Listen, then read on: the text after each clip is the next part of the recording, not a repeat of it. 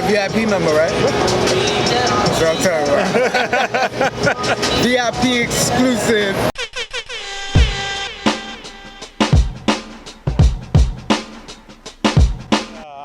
Just with the way that how the NBA's played, I don't think so, because back then you get away with a lot more tougher calls and fouls and stuff like that. I think in the NBA now, they discern who they want to be defensive stalwarts, right?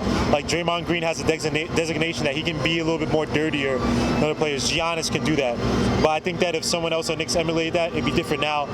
The way they can emulate it is not necessarily by being, as gritty, but it could be that everybody learns how to shift their feet.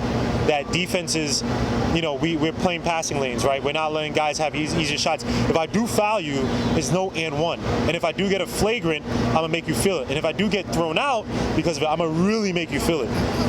I'm not saying do to Greg Williams in NFL, but have it where that if a guy goes in, he may not be the most talented, but he's gonna give us 6 hard fouls and stop the best penetrators from the other team or stop the other guys from shooting easy shots. We take him out to dinner. We pay for his meals for the next week.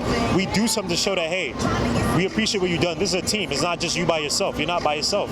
You are a part of this team, so. This is going to be the closest thing that we can get to the 90s Knicks. When you got guys like Morris and Portis. Oh, Morris, Portis, Randle, Mitch.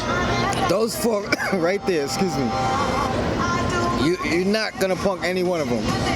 And you're not going to have to bring somebody in to take a hard foul on somebody. But one of those 4 guys is going to be on the floor. Yeah, and even RJ Barrett, if you see how he's like a cool, calm, reserved toughness. Like I don't see anyone getting in his face. Like he might be the type, if you get in his face, he might laugh at you, and then he might like duff you in the face, like, yo, come on, bro, like, come on, you're too small.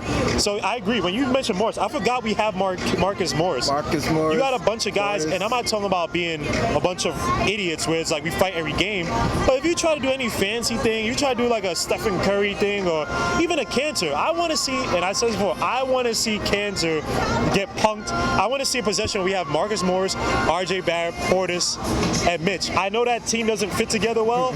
I just want to see them all on the court at the same time, punking Cantor, man. I need to see it, man. We're going to need a point guard extraordinaire if we run those 4 and out of those 2, you only really need 2 of those guys. You only really need a few guys on that team to be defensive stalwarts, because Portis has enough size that he doesn't even have to be that on you, that if a guy leads him to, he could be a good weak side defender. You know what I mean? So the Knicks, I'm not saying it's of the 90s, because defense, right, a little bit back then was easier to dominate with, but hey, closest thing to it, man. Shift your feet, play with your size. I mean, you're gonna get easy baskets. Who's gonna be able to shoot against you? We didn't even mention Taj.